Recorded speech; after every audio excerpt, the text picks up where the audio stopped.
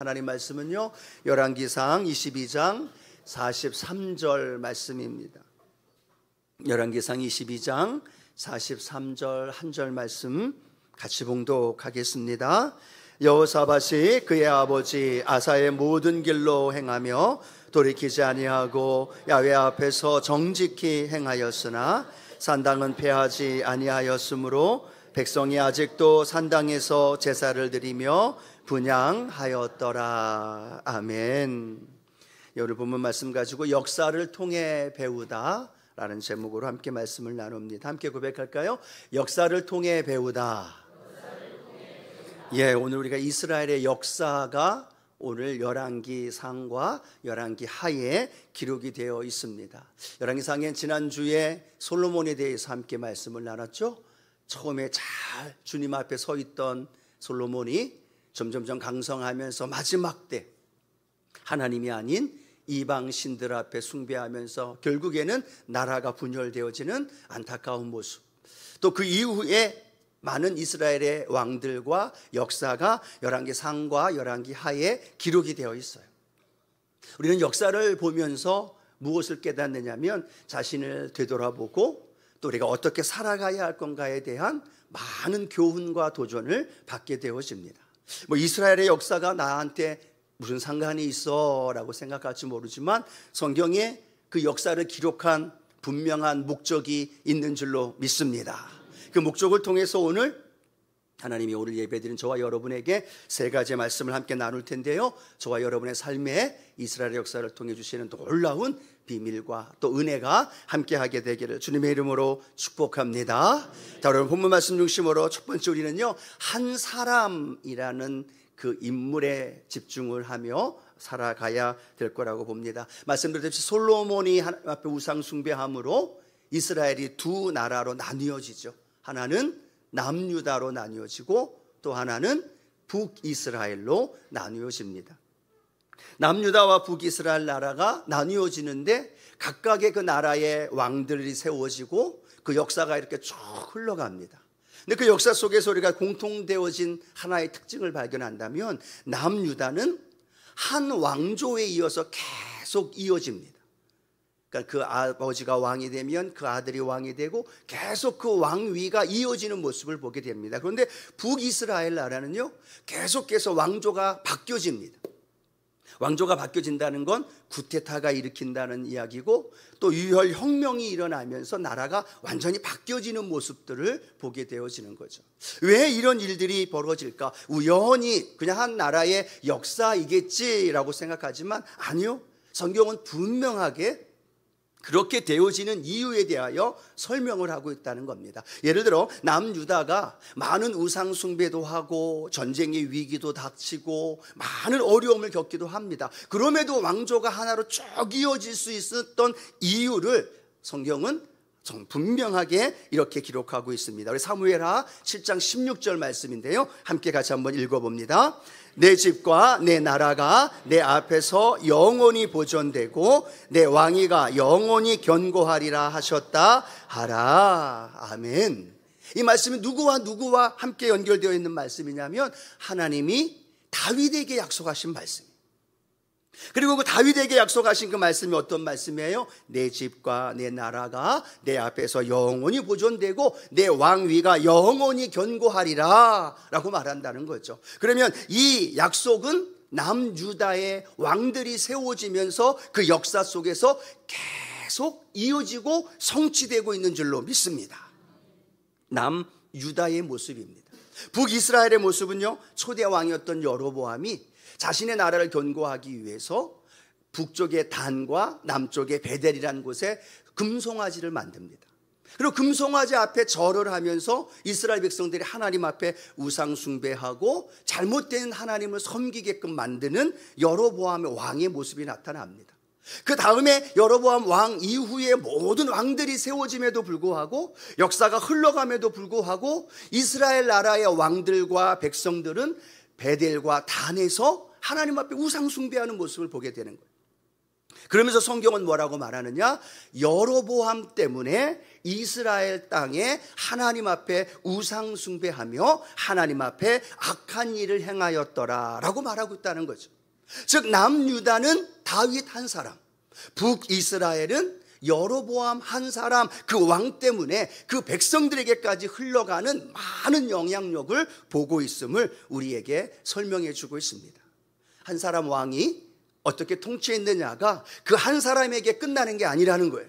누구에까지 영향을 미칠까요? 그와 함께하는 모든 가족들과 모든 백성들에게까지 이어지고 있다는 건 저와 여러분에게 무엇을 가르쳐 주고 있느냐? 한 사람의 영향력은 한 사람으로 끝나는 것이 아니라 그 땅 백성과 수많은 사람들에게 영향을 미치고 있다는 사실을 우리에게 보여주고 있습니다.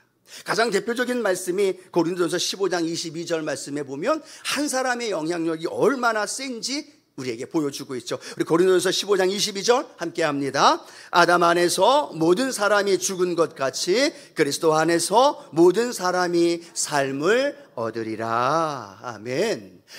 아담 안에서 모든 사람이 어떻게 됐다고 말씀하고 있어요? 죽었다는 거예요. 저와 여러분이 태어나면서부터 원죄를 가지고 범죄하면 멸망받을 수밖에 없는 이유는 아담 안에서 모든 사람이 죽은 것과 같은 되어지는 그런 모습이 나타난다는 거죠. 또 반대로 그 이어서 성경은 말합니다. 그리스도 안에서 모든 사람이 삶을 얻으리라.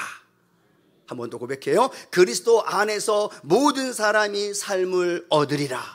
예, 그리스도 한 분 때문에 모든 사람이, 그 이후에 있는 모든 사람이 죄로 말미암아 멸망받을 모든 인류가 삶을 얻으리라. 아담 한 사람, 예수 그리스도 한 분. 오늘 제가 한 사람의 중요성을 아무리 얘기를 해도요, 하루 종일 얘기해도 그 중요성을 다 말할 수 없다는 겁니다. 우리가 너무나 잘 알고 있다는 사실을 우리가 기억하면서 하나님, 오늘 예배드리는 나 한 사람이 얼마나 많은 영향력을 미치며 살아가고 있는가를 스스로 생각해보고 그 스스로 생각 속에서 나 한 사람을 통해 하나님의 일들이 이루어지는 저와 여러분이 되어지기를 축복합니다. 중요한 건요, 한 가지 기록할 것은 나 자신이 어떠한 선한 영향력이든 부정적인 영향력이든 우리 모두는 영향력을 미치며 살아가고 있다는 거죠. 에이, 목사님 무슨 제가 영향력을 미치고 있나요? 아니요. 한 사람 한 사람 모두는 가정에서든 일터에서든 교회에서든 누구나 영향력을 미치고 있다는 사실을 우리에게 말하고 있다는 거죠. 내 말 한마디가 사람을 살리기도 하고 죽이기도 하고 세우기도 한다는 거예요. 들어오면서 제가 이 옷을 입고 왔지 않습니까? 1년에 딱 한 번 제가 이 옷을 입어요. 오늘부터, 어저께부터 여름 성경학교가 시작되고 오늘도 시작되고 이번 주 토요일 주일 계속되어지기 때문에 성도님들에게 함께 하기를 원하는 마음으로 교회학교 티셔츠를 입었어요. 그런데 들어올 때 기도하는데 어떤 권사님이 목사님 너무 잘 어울려요. 빈말인지 진심인지 전 진심으로 받았습니다만 그 말 한마디가 얼마나 저에게 힘이 됐을까요? 잘 입고 왔다. 근데 들어오는데 아니 목사님 그거 왜 입었어요? 그 말 한마디 하면 제가 다시는 이런 옷 입겠어요? 안 입겠어요? 안 입어요. 한 사람의 말 한마디가 오늘 성도님을 만났을 때 집사님 오늘 권사님 건강해 보이고 예뻐 보이고 아름다워 보입니다. 그 말 한마디가 오늘 어떻게 설교를 잘하더라도 이미 은혜를 받아버려. 그렇죠? 그런 은혜가, 그런 모습이 내 말 한마디, 내 행동 한마디, 내가 있어야 할 자리에 있음으로 인하여 그런 모든 영향력들을 바라고 있다는 사실을 우리는 기억한다는 거죠. 여러분, 이 교회에서 성도가 되고 이렇게 재직이 되고 정착할 때 여러분 모든 성도 100% 다 마음에 들어서 이 교회에 정착하셨나요? 그런 분 계셔요? 아니에요. 그런 분이 어디 있습니까? 그냥 우연히 만나고 어떻게 하다가 연결되어지는 한 분이 따뜻하게 맞이해주고 안아주고 손잡아주고 이름 불러주고 그래서 너무나 마음이 편해서 함께 교회에 오다 보니까 성도가 되고 재직이 되고 함께 이렇게 나아가게 되어지는 그 한 사람이에요. 내가 일부러 했던 일부러 하지 않았던 간에 우리는 오늘도요 이 교회에서 예배드리고 나가면서 수많은 사람을 만나면서 영향력을 발하고 있다는 사실을 우리는 기억하면서 그러나 그 영향력이 사람을 살리기도 하고 죽이기도 하고 그 사람의 마음을 기쁘게도 하기도 하고 마음을 언짢게 하기도 하고 오늘 어떤 삶을 살아가기를 원합니까? 그런 삶의 현장 안에 우리는 기억해야 할 것이 있습니다. 성경 로마서 6장 13절은 우리에게 이렇게 말씀합니다. 함께 합니다. 또한 너의 지체를 불의의 무기로 죄에게 내주지 말고 오직 너희 자신을 죽은 자 가운데서 다시 살아난 자 같이 하나님께 드리며 너의 지체를 의의 무기로 하나님께 드리라. 아멘. 딱 두 가지예요. 하나는요, 너의 지체가 불의의 무기가 되어서 죄에게 내어주는 것 하나. 또 하나는요, 우리의 지체가 하나님께 드리는데 의의 무기가 되어서 하나님께 드리는 것 하나. 두 가지예요. 여러분의 지체, 여러분의 손, 여러분의 발, 여러분의 말, 여러분의 눈빛과 행동과 그 모든 것들이 딱 두 가지로 갈라진다는 겁니다. 불의의 무기가 되어서 죄에게 드려지거나 의의 무기가 되어서 하나님께 드려진다는 거예요. 누가 선택해야 될까요? 우리가 선택한다는 겁니다. 내가 말 한마디가 의의 무기가 되어서 옆에 있는 분을 살리기도 해요. 하나님께 드리기도 해요. 내가 그 자리에 있음으로 인해서 내가 성도님과 손 한번 잡아주고 따뜻하게 격려해주는 말 한마디를 통해서 내가 머물고 있는 성가대에서, 봉사팀에서, 장로회에서, 기관에서 내 자신의 말 한마디, 행동 하나, 있어주는 것 하나가 그 기관과 부서, 때로는 지역과 구역에, 때로는 가정에 놀라운 선한 영향력을 발하고 있다는 사실, 우리 여러분 기억하십시오. 내가 의의 무기가 되고 있는지, 아니면 사단에게 내어주는 불의의 무기가 되어지고 있는지, 하나님 앞에서 떨리는 마음으로, 하나님, 내 지체가, 내 삶이 하나님의 의의 무기가 되게 하여 주옵소서. 무기는 뭐예요? 굉장히 파워가 있고요, 굉장한 영향력이 있다는 의미를 갖고 있어요. 무기로 사람을 죽이기도 하고 살리기도 할 수 있는 것처럼 내가 말하는 삶의 모든 모습들, 행동들이 많은 사람들을 살리기도 하고 일으키기도 하는 그런 은혜. 여러분이 딱 그 모임에 참여했는데 여러분 때문에 분위기가 싸해지면 될까요? 안 될까요? 안 되죠. 분위기가 싸하면서도 여러분이 나타나면 다시 분위기가 화기애애한 분위기로, 할렐루야, 그런 서로의 사랑과 나눔이 있는 모습으로 그런 선한 영향력 함께하면서 한 사람이 얼마나 중요한지를 성경의 역사를 통해 우리에게 보여주고 있습니다. 자, 두 번째 우리가 기억해야 할 것은요, 한 사람에서 머무는 것이 아니라 소수의 사람들로 연결되어집니다. 열왕기상을 읽어가다 보면 이스라엘 나라의 가장 악한 아합 왕이라는 왕이 나옵니다. 이 아합 왕은 자신이 스스로 자기부터 시작해서 모든 백성에게 야훼를 버려라, 하나님을 인정하지 않고 바알을 섬겼던 왕입니다. 심지어 하나님을 믿는 사람들을 핍박하고 야훼의 선지자들을 죽이는 일에 앞장섰고요. 그래서 많은 사람들이 그 아합 왕 때는 하나님을 믿는 사람들, 하나님의 선지자가 아무도 없는 것처럼 느껴지는 상황이 아합 왕 시대 때의 모습이라는 거예요. 그런데 놀라운 건 그 시대의 열왕기상은요, 한 사람의 포커스를 맞추고 있습니다. 그 사람이 어떤 사람이냐면요, 열왕기상 18장 4절 같이 한번 읽어봅니다. 이세벨이 야훼의 선지자들을 멸할 때에 오바다가 선지자 100명을 가지고 50명씩 굴에 숨기고 떡과 물을 먹였더라. 이세벨이 아합의 부인이죠. 야훼 선지자들을 다 멸하는데 왕궁에 누가 있었어요? 오바다라는 선지자가 있어요. 여러분 처음 듣는 이름일 수도 있을 거예요. 오바다라는 인물이 하나님을 섬기는 선지자 50명, 100명을 굴 속에 숨겨놓고 먹을 것을 공개하고 함께하는 겁니다. 근데 이 오바다는요, 아합 왕궁에 살았던 사람이에요. 얼마나 위기에 있을까요? 아합 왕의 밑에서 함께하면서 그 예수님을, 하나님을 믿는다는 것 자체가 어려움에도 불구하고 자신의 믿음만이 아니라 50명씩 굴에 숨겨놓고 그들을 공개하면서 그들을 돕는 일들을 행하고 있다는 사실이죠. 또 하나 열왕기상의 아합 왕 시대에 우리가 잘 알고 있는 엘리야 선지자를 기억할 겁니다.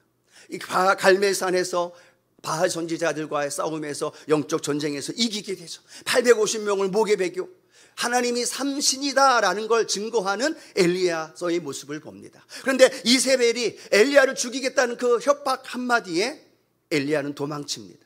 남쪽으로 유대 광야로 도망가고 로뎀나무 아래서 하나님을 향하여 부르짖죠. 하나님, 나만 남았습니다. 하나님, 어찌 나 혼자만 남겨두십니까? 너무 외롭습니다. 너무 힘듭니다. 차라리 날 좀 죽여주십시오 라고 말하고 있는 엘리야 선지자에게 하나님 열왕기상 19장 18절 말씀이죠. 함께 합니다. 그러나 내가 이스라엘 가운데에 7,000명을 남기리니 다 바알에게 무릎을 꿇지 아니하고 다 바알에게 입맞추지 아니한 자니라. 아멘. 엘리야는 혼자만 있는 줄 알았어요. 자기만 열심히 특심인 줄 알고 850대 1로 싸웠고 탈진해 있는 그 상황의 모습에 나 혼자라고 말했는데 하나님은 뭐라고 얘기해요? 아니야, 너 혼자가 아니라 바알에게 무릎 꿇지 않고 입맞추지 않은 7,000명의 선한 하나님의 사람들이 있어. 그리고 엘리야를 위로해주고 엘리야와 함께 하나님의 구원의 역사를 이루며 나아가게 되는 줄로 믿습니다. 하나님의 역사는요, 한 사람을 통해 그 일을 이루시지만 한 사람이 또 한 사람, 또 한 사람, 또 한 사람이 연결되어지면서 소수의 사람들, 그러나 하나님의 신실하게 믿고 살아가는 사람들을 통해서 하나님의 구원의 역사가 일어나는 줄로 믿습니다. 사사기 시대에 암울했지만 하나님은 이방 여인 룻과 나오미와 보아스, 소수의 사람들을 통해서 다윗의 왕조를 이어갈 수 있도록 하나님께서 다윗을 인도해 주셨던 모습을 발견하게 되어지는 거예요. 사랑하는 성도 여러분, 하나님이 누구에게 소망을 가지고 계실까요? 하나님이 지금 누구를 찾고 누구와 손잡고 그 일을 이루길 원하실까요? 수많은 다수의 사람들, 종교인으로 교회는 나오고 재직으로 살아가고 있고 믿음의 길을 걸어간다고 하지만 자기주의, 개인주의, 이기주의 섞인 삶을 살아가고 있는 수많은 사람들의 모습이 아니라 하나님 앞에 신실한 믿음을 가지고 하나님을 향하여 무릎 꿇고 기도하면서 하나님, 내가 다른 사람이 아닐지라도, 내가 가지고 있는 형편과 조건이 많지 않을지라도 하나님을 위해서 내 믿음 신실하게 살아가기를 원합니다. 그렇게 믿음으로 결단하며 걸어가는 소수의 사람들, 그 사람들을 하나님께서 찾으시고 그 소수의 사람들을 만나게 하시고 한 사람 한 사람, 하나님 나 혼자밖에 없습니다, 지쳐있는 상황 속에서 하나님의 믿음의 사람들을 보내게 주시고 그를 만나게 하시고 그 놀라운 일들을 하나님 이루어 가시는 줄로 믿습니다. 이탈리아의 경제학자라고 말하는 파레토라는 사람이 하나의 법칙을 이야기를 하죠. 개인적으로는 별로 좋아하지는 않지만 많은 것들이 거기에 연결되어져서 말들을 한다는 거죠. 8대2, 80대 20의 법칙이기도 합니다. 즉 그가 개미들을, 열심히 일하는 개미들을 이렇게 좀 집중하며 관찰했다고 합니다. 그랬더니 개미들을 하면 상징이 어떤 의미를 갖고 있어요? 열심히 일하잖아요. 그런데 봤더니 열심히 일하는 개미 중에도 80%는 놀고 20%는 일한다는 걸 발견합니다. 우리가 흔히들 모든 개미가 다 열심히 일하고 열심히 부지런히 할 거라고 생각하는데 열심히 방구했더니 20%만 열심히 그 일을 하고 80%는 그냥 놀기도 하고 쉬기도 하고 열심히 일하지 않는다는 거예요. 그래서 또다시 그 20%, 열심히 일하는 20%를 떼어놓고 또다시 그들의 무리를 관찰을 했더니요, 그 20% 안에도 나누어지더라는 거예요. 다시 2대 8로 20%는 열심히 일하는데 80%는 여전히 그 무리 안에서 놀기도 하고 쉬기도 하고 일하는 데 집중하지 않더라는 거예요. 그런데 또 하나 재밌는 건요, 그렇게 놀고 쉬고 있었던 80%의 그 개미들을 가지고 다시 관찰을 하고 다시 일을 하는 걸 봤더니요, 어떤 일이 벌어지느냐, 맨 처음엔 다 놀다가 그 80% 안에서도 20%는 다시 일하는 개미로 바뀌어서 그 일을 이루어 가더라는 거예요. 나머지 또 80%는 그렇게 놀고 있는 모습을 보고 있다는 거죠. 개인적으로는 별로 좋아하지는 않습니다. 우리 교회 성도들이 80대 20? 아니죠. 하나님, 80대 20이 아니라 다시 거꾸로 되어져서 80% 성도님들이 더 많이 일을 하고 더 많이 헌신하고 더 많이 충성할 수 있는 믿음의 성도들 되게 하여 주시옵소서. 그게 우리의 바람이잖아요. 열심히 성경 필사들 하고 계시지요. 근데 구역장님들, 지역장님들이 가끔씩 들려오는 이야기가 잘 안 쓰시려고 하시고 눈 잘 보이지 않고 부담스럽고 바쁘고 여러 가지 일 때문에 어쩔 수 없이 구역장님이 혼자 다 써야 되는 상황, 지역장님이 혼자 다 맡아서 3장 4장 써야 되는데 더 불어서 그냥 10장 20장을 써야 되는 상황이 된다는 이야기들도 종종 들려와요. 어쩔 수 없는 세상적인 법칙이고, 그 법칙이 개미들만이 아니라 경제적인 그러한 모습 속에 그 법칙이 나타나고 있는 모습을 보기도 합니다. 그런데 너무나 안타까운 건 하나님은 소수의 사람 20%를 통해서 일하고 계시고, 하나님은 또 그 나머지 80%도 동일하게 일하고기를 원하시는 하나님의 마음이 오늘 저와 여러분 안에 함께하게 되어지기를 축복합니다. 어느 모임이, 어느 공동체가, 어느 단체가 건강한 공동체일까요? 20대 80으로 나누어지는 게 아니라 100% 다 하나님의 은혜 안에서 함께 한 마음으로 함께 꿈을 꾸며 걸어가는 그 모임, 그 교회, 그 공동체가 건강한 공동체이고 하나님의 기뻐 받으시는 공동체인 줄로 믿습니다.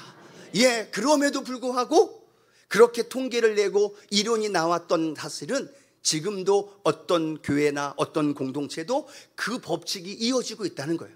그렇다면 여러분, 우리 한번 생각해 보기를 원합니다. 내가 20%에 속하고 있나? 내가 아니면 80%에 속해 있나?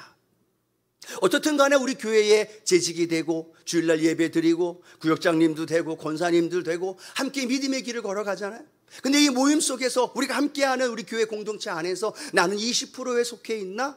하나님이 찾으시는 20%? 한 사람이 연결되고 또 한 사람이 연결되어서 20%로 구성되어 있는 그 무리에, 그 모임에, 그 삶에 내가 하나님 앞에 속해 있나? 아니면 80%에 속해 있는가? 한 번 더 생각해 보면서 하나님은 다수의 많은 사람들, 원망과 불평에 휩싸여 있는 많은 사람들의 모습 속에서보다 소수의 사람들을 통해서 계속되어지는 하나님의 일을 이루어가고 계시는 하나님의 마음을 우리가 기억하면서, 하나님, 나 자신이 소수의 사람, 하나님의 찾으시는 그 사람 되어서 하나님의 뜻을 이루며 살게 하여 주시옵소서. 그런 고백이 되어지기를 주님의 이름으로 축원합니다. 성경 필사도 열심히 함께 동참해 주세요.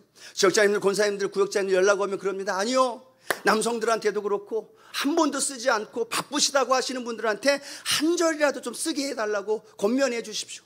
우리의 목적이 뭐냐? 우리가 함께하는 목적이 뭐냐? 한 분이라도 모든 성도가 동참하는 것이 목적입니다. 그렇게 될 때 20대 80이 무너지고 80이 아닌 100이 하나님 안에서 더 건강하게 부흥케 되는 놀라운 은혜가 일어나게 될 줄로 믿습니다. 그런데 중요한 건요, 누가 20인지 누가 80인지 우리는 모른다는 사실이에요. 그런데 그 평가의 시간이 다가온다는 사실이죠. 세 번째 우리가 기억해야 할 것은 평가의 시간에 대한 부분입니다. 지나온 역사를 수많은 사람들은 평가합니다. 한국에 대한 역사도 수많은 사람들이 평가합니다. 그런데 그 평가는 다 달라요. 정권에 따라, 기관에 따라 사람마다 평가하는 게 다 달라요. 그런데 중요한 그 포인트는 뭐냐면 모두 다 자기의 관점에서 평가한다는 사실입니다. 그런데 그 관점은 완전하지 않지만 성경에 나오는 하나님의 평가는 누가 20인지 누가 80인지, 누가 하나님을 향하여 믿음의 신실한 길을 걸어가는지 하나님 앞에 평가받을 날이 온다는 사실이고, 그 평가는 목사인 제가 하는 게 아니라, 성도들 우리가 하는 것이 아니라 하나님께서 평가하는 날이 반드시 온다는 사실을 우리에게 보여주고 있는 줄로 믿습니다. 열왕기상 열왕기하를 읽다 보면요, 평가하는 모습이 나와요. 근데 평가하는 모습 중에 놀라운 것은요, 그 왕이 50년, 70년을 다스렸느냐가 중요한 게 아니더라는 거예요. 그 왕이 왕으로 5년, 10년을 다스렸느냐가 중요한 게 아니라는 거예요. 길고 짧고 많은 업적을 남기고 많은 성을 쌓고 영토가 확장되고 승리를 몇 번 가졌느냐가 중요한 것이 아니라, 성경은요, 하나님의 평가에 대해서 정확하게 우리에게 설명합니다. 자, 성경 열왕기상 22장 43절인데요. 함께 읽어봅니다. 여호사밧이 그의 아버지 아사의 모든 길로 행하며 돌이키지 아니하고 야훼 앞에서 정직히 행하였으나 산당은 패하지 아니하였으므로 백성이 산당에서 제사를 드리며 분향하였더라. 여호사밧은 유다의 왕입니다. 그러면 똑같은 장에 이스라엘의 왕에 대한 평가가 나와 있는 말씀도 있어요. 열왕기상 22장 52절인데요. 함께 한 번 더 읽어봅니다. 그가 야훼 앞에서 악을 행하여 그의 아버지의 길과 그의 어머니의 길과 이스라엘에게 범죄한 느밧의 아들 여로보암의 길로 행하며 라고 말합니다. 두 구절만 읽었는데요, 두 구절만이 아니라 모든 왕들을 평가할 때 동일한 말이 기록이 된다는 거예요. 남유다든 북이스라엘이든, 아니 목사이든 장로이든 권사이든, 아니 어린 영혼이든 간에 하나님 앞에서 평가되어지는 그 평가의 기준은 오늘 우리가 읽은 말씀처럼 야훼 앞에서라는 말씀이 연결되어지고 있다는 거예요. 야훼 앞에서 정직히 행하였던 여호사밧, 그러나 야훼 앞에서 악을 행하고 우상 숭배하며 살아왔던 아하시아의 모습, 오늘 저와 여러분의 삶의 모습도 동일합니다. 재직이 되고 얼마나 많은 시간 동안 신앙생활하고 어떻게 하나님 앞에 봉사하며 헌신했느냐, 그것도 중요합니다. 그런데 하나님 앞에서 이 이스라엘의 역사를 통해 우리에게 말씀하는 건, 너는 하나님 앞에서 얼마나 정직하게 살아왔느냐를 하나님은 평가의 기준으로 본다는 거예요. 하나님 앞에서 내 삶이, 신앙생활하고 또 주님 만난 이후에 내 믿음의 길을 걸어왔던 삶의 연조가 30년, 50년, 60년 모태신앙이 중요한 게 아니라는 거죠.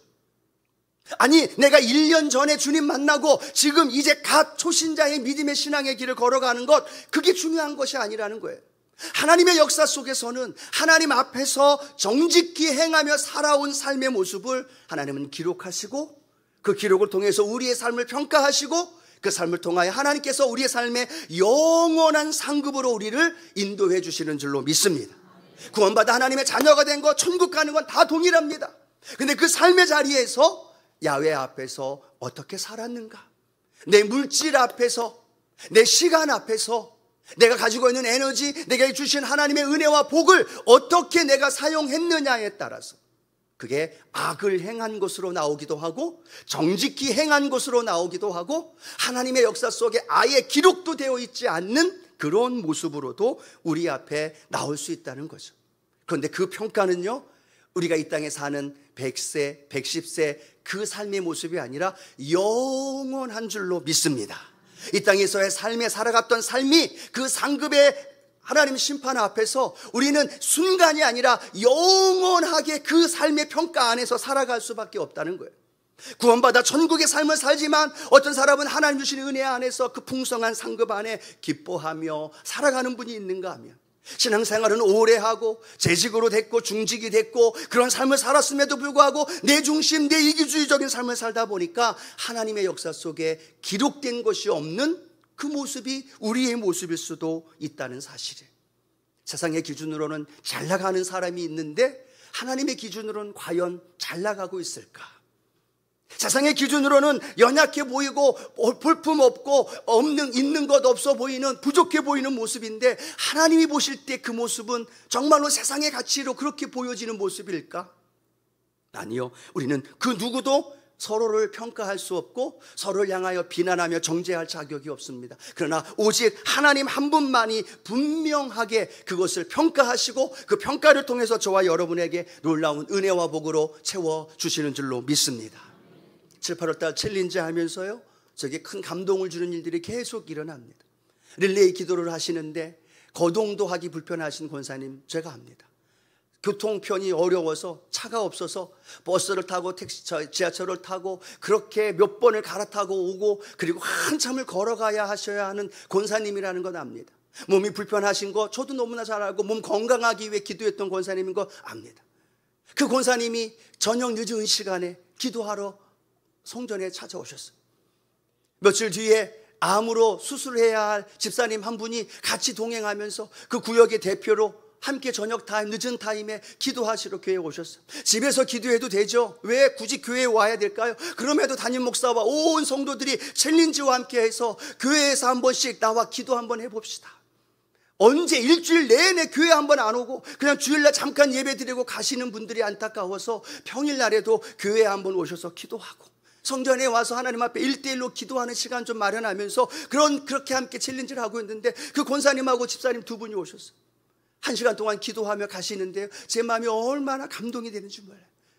오시는 것도 힘드셨는데 가시는 것도 캄캄하고 어려운 상황에서 또 그 길을 걸어가야 하는 권사님 보면서 마음이 좀 불편하면서도 얼마나 마음이 기쁜지, 하나님께 드리는 그 짧은 시간, 그 애씀, 버스를 타고 지하철을 타고 오시는 그 순간순간 하나님의 역사는 그 권사님, 그 집사님을 통해 어떻게 써내려갔을까? 성경을 필사하는데 잘 안 보이고 쓰기 힘들고 불편한데도 불구하고 그래도 순종하는 마음으로 한 글자 한 글자 써내려갑니다. 어떤 사람은 시간이 널널하면서도 회사가 바쁘고 직장이 바쁘고 운동하는 일 바쁘고 또 각자의 삶이 너무나 바빠서 성경 한 절 쓸 시간이 없다고 얘기를 하는데, 그 관점에서 하나님의 역사는 그분에게 어떻게 보여질까요?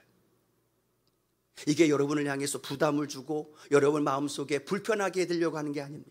하나님 앞에서의 역사 속에서의 그 관점, 그 시간과 그 평가가 과연 어떻게 보여질까요? 목사이기 때문에 하나님이 무조건 오케이 도장 찍을까요? 아니요, 천만의 말씀입니다. 재직이든 어떤 삶의 모습이든 우리가 그 하나님 앞에서 보여지는 순간의 모습 속에 하나님 앞에서 어떻게 보여지는가의 평가의 기준이 날마다 두려운 마음으로, 그러나 하나님 앞에서 담대한 믿음의 결단으로 날마다 걸어가는 믿음의 성도님들 되어지기를 주님의 이름으로 축원합니다. 주님의 이름으로 축원합니다. 예와 하나만 말씀을 드리고 말씀을 맺길 원합니다. 1990년대에 한국의 대표적인 교회의 담임 목사이셨던, 이름을 대면 다 아는 분입니다. 저도 그분이 쓰신 책을 보고 많은 도전도 받고 많은 영향을 받았던 분입니다. 그런데 그분이 한순간에 우리 기독교 안에, 교회사 안에서 뇌리에 사라집니다. 그리고 한참을 지난 뒤에 국민일보에 그분이 인터뷰하는 이야기가 올라온 걸 본 적이 있습니다. 8일 동안에 천국과 지옥을 보게 됐대요. 근데 그 8일 동안 천국과 지옥을 보면서 자신의 모습을 봤는데, 화려한 교회에, 한국의 대표적인 교회의 담임 목사로서 사역하고 수많은 책들을 저술을 하고 수많은 강의를 하고 신학생들을 양육했던 자신의 모습을, 그 천국을 보면서 자신의 모습을 보았는데요, 간신히 구원받은 자신의 모습을 봅니다. 상급이 하나도 없는 자신의 모습, 그 모습을 봅니다. 그 모습을 보고 충격을 받습니다. 그리고 그가 하고 있었던 사역과 그 모든 것들을 다 누려놓고 캄보디아와 인도와 수많은 어려움 당하는 선교지를 찾아다니면서 그들을 섬기고 복음을 전하는 사역으로 완전히 전환을 합니다. 많은 사람들이 이슈가 되었고, 정말로 그럴 수 있었느냐, 어떻게 그렇게 할 수 있었느냐, 정말로 천국을 보았느냐라는 질문에 그 목사님은 그렇게 대답하고 합니다. 예, 제가 봤으니까 떠났지요. 봤으니까 떠났습니다.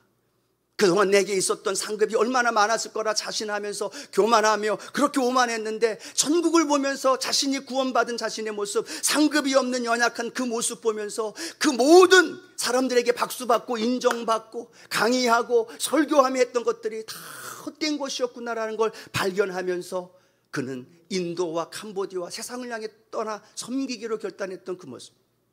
오늘 이 모습이 저와 여러분에게 어떤 도전이 될 줄 모르겠지만, 오늘 하나님 앞에서 우리의 신앙의 모습이 다시 한번 평가되어진다는 걸 기억하면서 하나님 앞에 잘했다 칭찬받는 믿음의 길을 걸어가는 우리 순복음의 성도님들 되어지기를 주님의 이름으로 축원합니다. 한 사람, 그 한 사람을 찾습니다. 또 그 한 사람이 소수의 사람을 연결하여 하나님의 일을 이루길 원하시고, 그 삶의 자리에 하나님의 평가 속에서 우리가 걸어간다는 걸 기억하고 하나님 앞에서 담대히 잘했다 칭찬받는 믿음의 길을 걸어가는 우리 순복음의 믿음의 성도님들 되어지기를 주님의 이름으로 축원합니다.